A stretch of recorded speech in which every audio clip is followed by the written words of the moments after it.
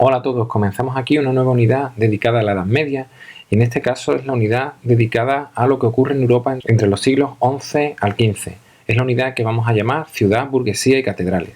Y en este primer vídeo vamos a tratar sobre los cambios que se producen en la política y en la agricultura. Comenzamos. Para empezar, decimos que los siglos XI, XII y XIII son los conocidos como la plena Edad Media. En esta época se van a producir unos cambios muy importantes.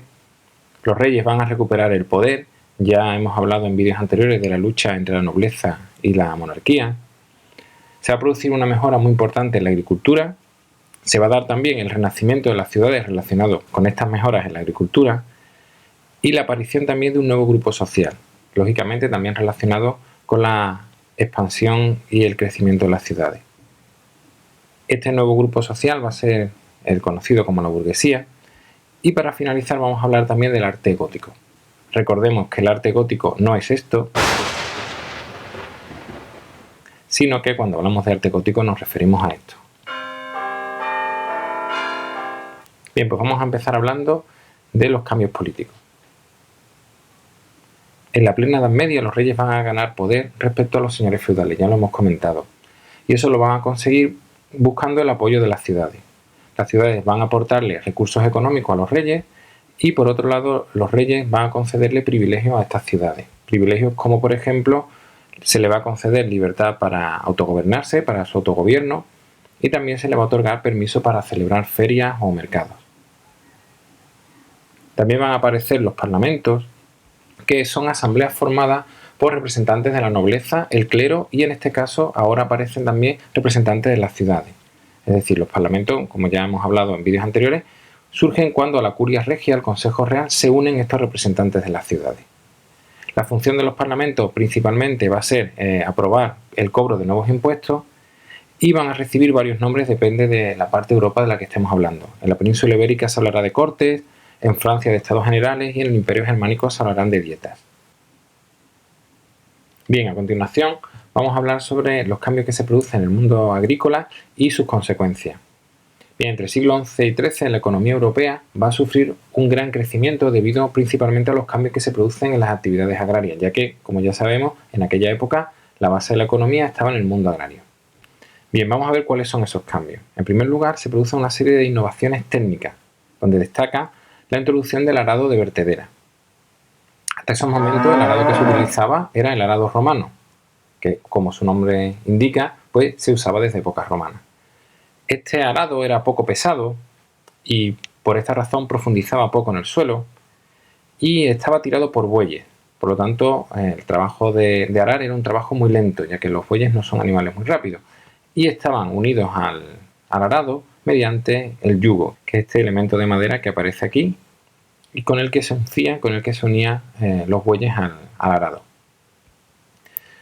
Bien, cuando se introduce el arado de vertedera, se produce una serie de cambios. En primer lugar, este arado tiene una pieza, aquí en esta zona de aquí, no la tiene el arado romano, que lo que hacía es que removía y aireaba mejor la tierra. Por lo tanto, las semillas, al estar en la tierra más aireada, pues crecían de mejor manera y la producción era mejor.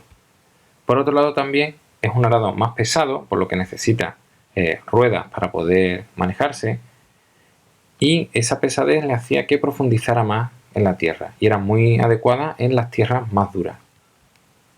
Por otro lado, también se introduce el uso del caballo, para lo que se usaba una collera, que es este elemento que vemos aquí, a diferencia del yugo, como hemos visto antes, que hace menos daño al animal, y también el caballo, otra ventaja que tiene es que es más rápido, por lo tanto la tierra se araba a una velocidad mayor.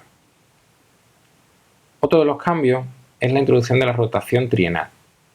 En ese momento lo que teníamos era la rotación bienal, es decir, la parcela se dividía en dos, una parte se cultivaba y la otra se dejaba descansar, se dejaba en barbecho. Aquí lo tenemos, una zona se cultiva y la otra se deja descansar y el año siguiente pues se intercambian las posiciones. Esta se cultiva y esta se deja descansando.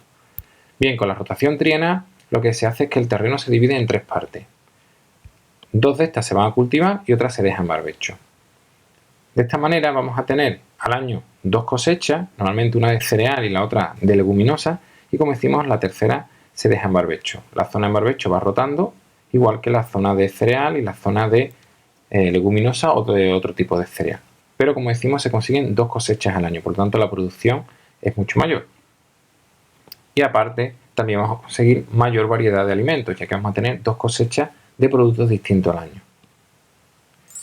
También va a aparecer o se va a generalizar la utilización de la herradura, que nos va a dar, por un lado, protección a los cascos de los animales y también mejora la tracción, es decir, el animal se agarra más a la tierra a la hora de caminar y por lo tanto generará más fuerza al avanzar, por lo que será muy bueno para elementos como, por ejemplo, ya lo hemos dicho, para arar la tierra.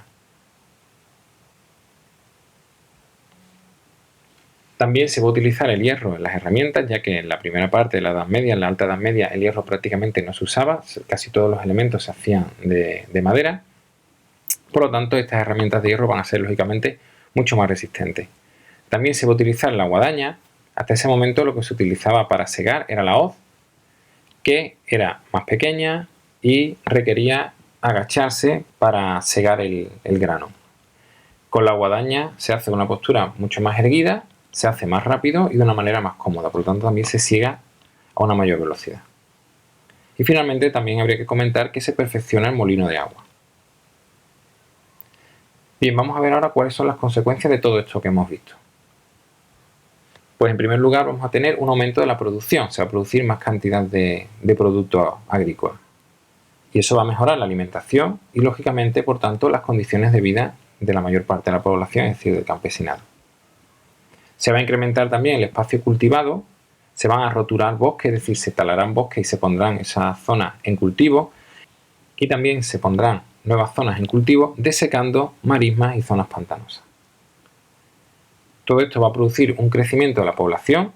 Hay que comentar que del siglo XI al XIV se pasa en Europa de 36 a 80 millones de personas y relacionado con todo esto se va a producir, por un lado, el renacimiento del comercio, ya que va a haber más producto, por lo tanto no se va a consumir a todo y habrá producto que se pueda vender, es decir, se va a poder intercambiar y por lo tanto el comercio se va a ver incrementado.